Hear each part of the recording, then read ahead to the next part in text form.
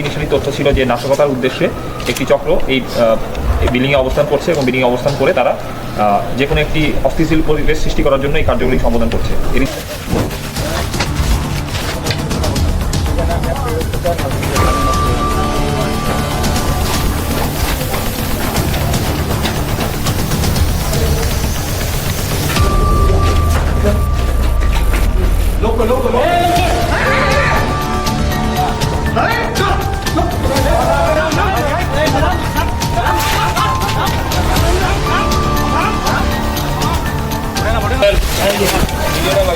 পিছনে যাবে, সামনে আগে ঠিক আছে, একটু পিছনে আসুন, কিছু মারা যাচ্ছে দেখেন।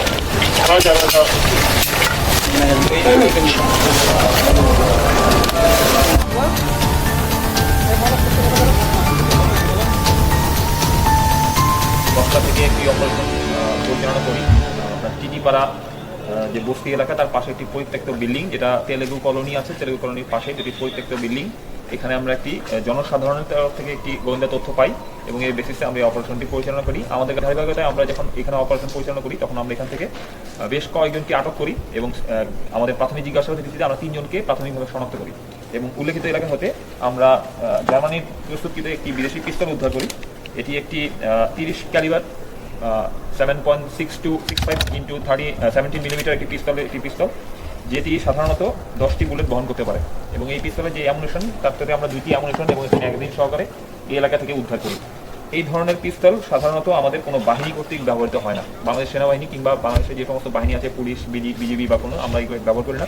ক্রস বর্ডার মাধ্যমে এই অস্ত্রগুলো সাধারণত এই ধরনের এলাকাতে সন্ত্রাসীদের হাতে পৌঁছায় এবং নাশকতার উদ্দেশ্যেই এই ধরনের অ্যামুনিশন এবং ব্যবহার হয়। রিসেন্ট মাদক দ্রব্য, এই অবৈধ অস্ত্র এবং দেশীয় কিছু অস্ত্র আপনারা যদি দেখেন এখানে আমরা এগুলো উদ্ধার করেছি। আপাতত আমরা এইগুলো আমাদের যাত্রাবাড়ি থানায় আমরা সোপর্দ করব পুলিশের কাছে। প্রাথমিক জিজ্ঞাসাবাদ শেষে অধিকতর তদন্তের জন্য পুলিশ তাদেরকে প্রয়োজনীয় ব্যবস্থা গ্রহণ করবে এবং অধিকতর তদন্তের জন্য তাদেরকে যে জিজ্ঞাসাবাদ করা প্রয়োজন সেই জিজ্ঞাসাবাদ শেষে আইনানুগ ব্যবস্থা গ্রহণ করবে। একটা জিনিস সবাইকে অবগত করতে চাই যে কোনো একটি অপারেশন পরিচালনা করতে গেলে কিন্তু এটার জন্য সময় প্রয়োজন হয়, ইন্টেলিজেন্সের প্রয়োজন হয় এবং ধৈর্য ধরে কাজটা করতে হয়। অনেক ক্ষেত্রে অনেক সময় বোঝা যায় যে এখানে একটা অপরাধ সংঘটিত হচ্ছে বা এখানে আমরা অপরাধটা জানি, বাট অন গ্রাউন্ডের কিন্তু বাস্তবতার ক্ষেত্রে একজন অপরাধীকে ধরতে হলে আমাদেরকে তথ্য সংগ্রহ করতে হয়, যাচাই বাছাই করতে হয়, তার জিনিসটা নিশ্চিত করতে হয় এবং অপারেশন পরিচালনা করতে হয়, যেটা কিন্তু কোনো নাটক বা সিনেমা করে করা সম্ভব না। এই জন্য যে কোনো এখানে অপারেশন যখন করা হয় তো আমরা চেষ্টা করি অপরাধীকে ট্র্যাক করতে। যখন সর্বোচ্চভাবে নিশ্চিত হয়ে যায় তার অপরাধটা কনফার্ম, তখন তাকে আমরা আটক করি এবং পুলিশের সোপর্দ করি। পুলিশও যখন অপারেশন করে তাকে কিন্তু একই প্যাটার্ন ফলো করতে হয়, আদারওয়াইজ কিন্তু অপরাধী ছাড় পেয়ে যাবে। তো আমরা চেষ্টা করি সর্বোচ্চ এই কাজটা করার জন্য, বাট নির্বাচনকে সামনে রেখে ডেফিনেটলি যে আমাদের সামনে যাতে আমরা কোনো ধরনের নাশকতা সৃষ্টি করতে না পারে। কেউ যদি নাশকতা সৃষ্টি করার কোনো স্বপ্নে চিন্তাও করে থাকে তাকে এটা মাথা থেকে ভুলে যেতে হবে। ততক্ষণ পর্যন্ত সেনাবাহিনী আছে, পুলিশ আছে, বিজিবি আছে এবং র্যাব আছে, আমরা এই জিনিসগুলোকে ছাড়বো না। আমাদের সর্বোচ্চ শক্তি দিয়ে আমরা চেষ্টা করবো যাতে আমরা শান্তিপূর্ণ পরিবেশে দেশে একটা স্থিতিশীলতা বজায় রাখতে পারি।